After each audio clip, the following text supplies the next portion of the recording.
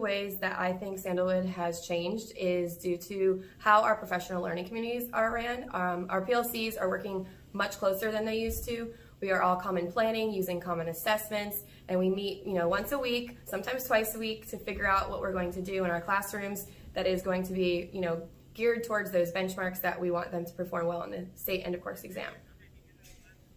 And the difference between evaporation and vaporization, right? Freezing, boiling, endothermic, exothermic.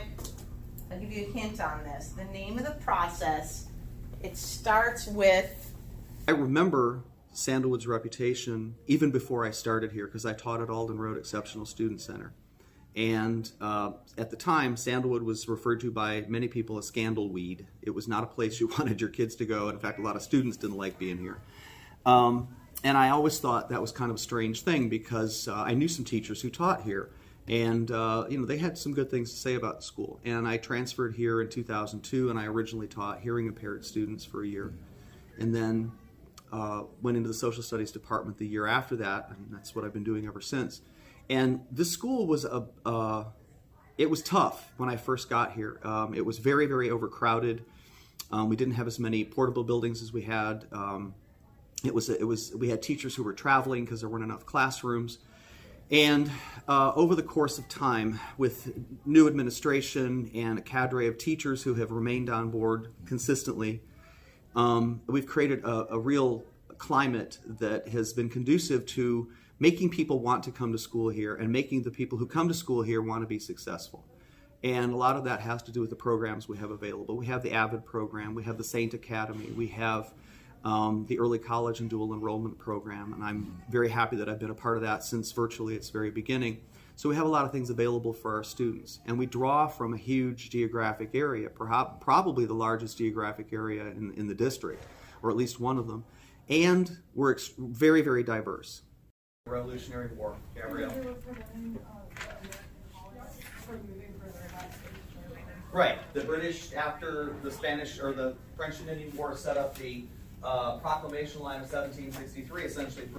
Students are taking on more and more rigorous courses. Of course, we have rigorous courses available, but they're rising up to the challenge of that. So I feel like we have those expectations. We had those, before we were in A school, and they are rising to the occasion for each challenge that we give them. And because they're rising, we have to have our expectations. We have to raise them higher, of course, and then for them to reach them, we have to give them, the push and the motivation and encouragement to reach those. So I feel like we're always growing as a school, and as teachers and as students, we're always growing, and we're growing together. And the improvement in the culture and the environment helps us be able. Okay, so what is x minus 4x? X. And what do I do with the positive over here? You bring it down. And do I simplify the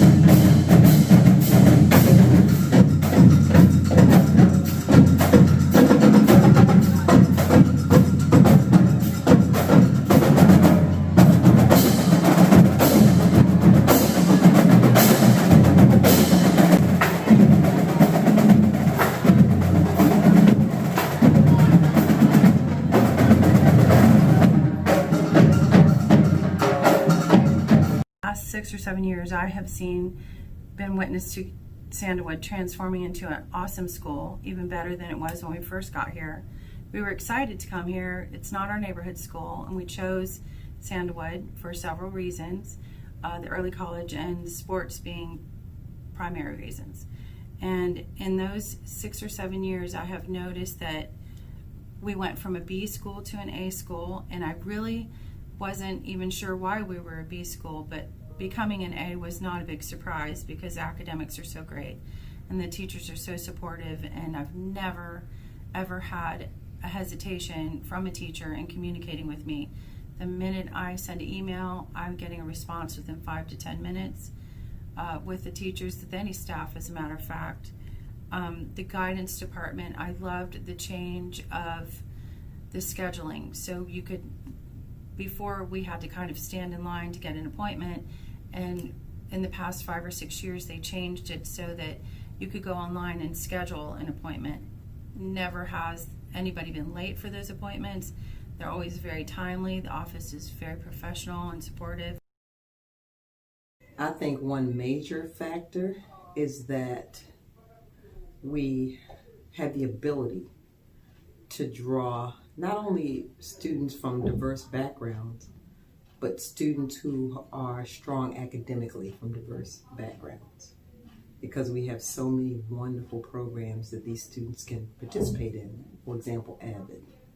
Yes, we're getting students that are average, but who have the potential to go to college by working with them while they're here.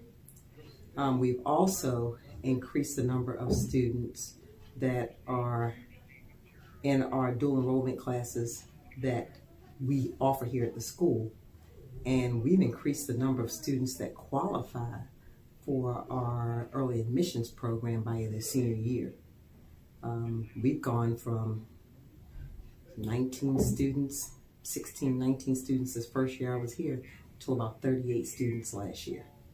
Because we actively sell the program, we identify those students as early as 9th grade, and then we work with them over the next couple of years to make absolutely sure they know that is an opportunity for them, but that they qualify.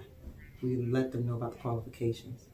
Another thing that I think that we've done is we work with our students. We really are looking at our students as early as 9th grade and just seeing how we can help them along the way. So now there was a time when I first got here that we focused on seniors. But with the addition of a new counselor, we can actually work with our 9th graders and 10th graders to make absolutely sure that they are aware of their academic requirements for graduation requirements. We're going into the classrooms, we're showing them, we're identifying students that struggle as early as possible and working with them. So that definitely helps in terms of preparing students for their graduation. Now, you know, that phrase of begin with the end in mind. I mean, we really do start these students as early as possible looking at what's required for graduation and just thinking about what do you have to do after graduation, because that's another thing we look at. We've also, yes, we have a college going culture, but we've expanded it, not just college going, post-secondary ready. What other opportunities are available, because not all our students are going to go to college. So now we're looking at our student population saying, looking for other opportunities for them outside of college. We do have a tremendous number of students that are getting ready and prepared for college, but we also, we have great relationships with our military community as well as with our workforce community. So that's on the program. I just think Sandalwood is just a school, and I really do believe it's a school for every type of student. So if you want to go to college, there's something for you. If you want to go in the military, there's that opportunity as well. If you want to enter the workforce, we try to find a way to make those connections so that you can get into a career training program or connect you with a workforce opportunity. As an example, students that we take into Miller Electric on Monday. I mean, that's yet another opportunity. So